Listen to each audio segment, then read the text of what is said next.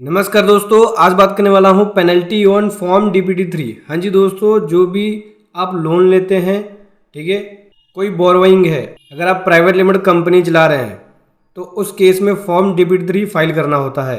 Applicability क्या है, कब रिपोर्ट करना होता है, ड्यू डेट क्या है, पेनल्टी क्या है, आज बहुत कुछ समझेंगे और रिपोर्टिंग कैसे करनी होती है इसकी डिटेल में बहुत कुछ सीखने को आपको मिलेगा इस वीडियो के अंदर। चलिए समझेंगे स्टेप बाय स्टेप। उससे पहले बताना चाहूँगा, जो भी भाई बंधु मेरे चैनल पे पहली बार है, इस वीडियो को पहली बार देख रहे हैं, जिन्होंने अभी तक सब्सक्राइब नहीं किया सब्सक्राइब कर लीजिए, साथ ही साथ बेल आइकन पे भी क्लिक कर लीजिए ताकि इस तरह का कंटेंट आपको मिलता रहे। तो दोस्तों सबसे पहले तो हम समझते हैं कि एप्लीकेबिलिटी डीपीटी 3 की एप्लीकेबिलिटी किसके किसके ऊपर आती है, डीपीटी 3 किसको किसको फाइल करना होता है। तो दोस्तों देखो, पहले ये समझो कि डीपीटी 3 होता क्या है। तो डीपीटी 3 एक फॉर्म होता है जिसके अंदर सभी कंपनीज को रिक्वायर्ड होता है कि वो जो भी लोन ले रहे हैं या आउटस्टैंडिंग है उनका, कोई बोरोइंग है तो उनको रिपोर्ट करना होता है। ठीक है, ये किसको किसको करना होता है, सभी कंपनीज को, including public company, private company, जो कंपनी एक्ट 2013 के अंदर है। ठीक है, उन सभी को फॉर्म डीपीटी 3 फाइल करना होता है। फाइलिंग फ्रीक्वेंसी क्या होती है, कब फाइल करना होता है डीपीटी 3? तो डीपीटी 3 एक एनुअल रिटर्न फाइलिंग होती है, एनुअली फाइल होती है ये, और हर साल ये आपको फाइल करनी होती है जब भी फाइनेंशियल ईयर खत्म होता है। फाइनेंशियल ईयर खत्म होने के विद इन 90 डेज के अंदर आपको फॉर्म डीपीटी 3 फाइल करना होता है। मतलब कि अगर बोला जाए तो बिफोर 30 जून आपको ये फॉर्म डीपीटी 3 फाइल करना होता है। तो रिपोर्टिंग डिटेल्स क्या क्या जाती है इसके अंदर, रिपोर्टिंग डिटेल इसके अंदर आपको दोस्तों देना होता है, कोई लोन है, लोन की इन्फॉर्मेशन देनी होती है, आउटस्टैंडिंग लोन की, कोई डिपॉजिट्स है या इस तरह की कोई स्पेसिफाइड ट्रांजैक्शंस है।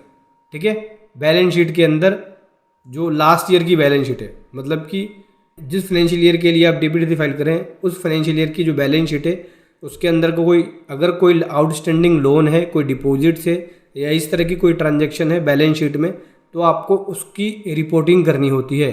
दोस्तों कौन कौन सी कंपनीज को रिक्वायर्ड होता है कि फॉर्म डीपीटी 3 फाइल करें? तो दोस्तों देखो, अकॉर्डिंग टू रूल 16 है, सभी कंपनी को रिक्वायर्ड होता है कि जो भी अमाउंट रिसीव कर रहे हैं या ठीक है उनके पास या कोई पेंडिंग लोन है तो उनको फाइल करना होता है फॉर्म डीपीटी 3। देखो, सभी कंपनी का मतलब हो गया कि बड़ी कंपनी, छोटी कंपनी, स्मॉल कंपनी या non small company, OPC, 1% company, private company, public company, private limited हो गया या पब्लिक लिमिटेड कंपनी है कोई, तो सभी कंपनीज को जो कंपनी एक्ट के अंदर रजिस्टर्ड है उन सभी को कराना होगा, चाहे 1% कंपनी हो, चाहे वो प्राइवेट लिमिटेड हो या पब्लिक लिमिटेड कंपनी हो। जो कंपनी एक्ट में रजिस्टर्ड होंगे उनको यहाँ पे फॉर्म डीपीटी 3 फाइल करना होता है। कोई होल्डिंग कंपनी है, कोई सब्सिडरी कंपनी है, कोई एसोसिएटेड कंपनी है, ठीक है, इन सभी कंपनियों को यहाँ पे फॉर्म डीपीटी 3 फाइल करना होगा। तो इसमें फाइलिंग फ़ी क्या होती है? फाइलिंग फ़ी जो होती है वो as per the prescribe fee rate है कंपनी एक्ट के अंदर, उसके हिसाब से फ़ी भरनी होती है। अगर फाइल नहीं करें, फेल हो जाए फॉर्म डीपीटी 3 को भरने में, तो क्या होगा? तो दोस्तों अगर आप फॉर्म डीपीटी 3 को फाइल नहीं करते हैं तो उस केस में जो पेनल्टी है वो पेनल्टी एज पर सेक्शन 73 के अकॉर्डिंग कंपनी को फेस करना पड़ सकता है। पेनल्टी मिनिमम पेनल्टी 1 करोड़ है या दुगना है जो भी अमाउंट डिपॉजिट है उसका, विच एवर इज़ लोअर, और ये मैक्सिमम 10 करोड़ तक की पेनल्टी जा सकती है। यही नहीं, अगर डिफ़ॉल्ट होते हैं ऑफिसर्स, मतलब कंपनी के डायरेक्टर, तो उनको 7 साल तक की सज़ा हो सकती है और इसके ऊपर फाइन 25 लाख से 2 करोड़ के आसपास लग सकती है। और रूल 21 के अकॉर्डिंग कंपनी और उनके ऑफिसर को अगर ये डिफ़ॉल्ट होते हैं तो फ़ाइन जो है वो 5,000 रुपये तक लगेगा और एडिशनल लगेगा 500 रुपये पर डे के हिसाब से,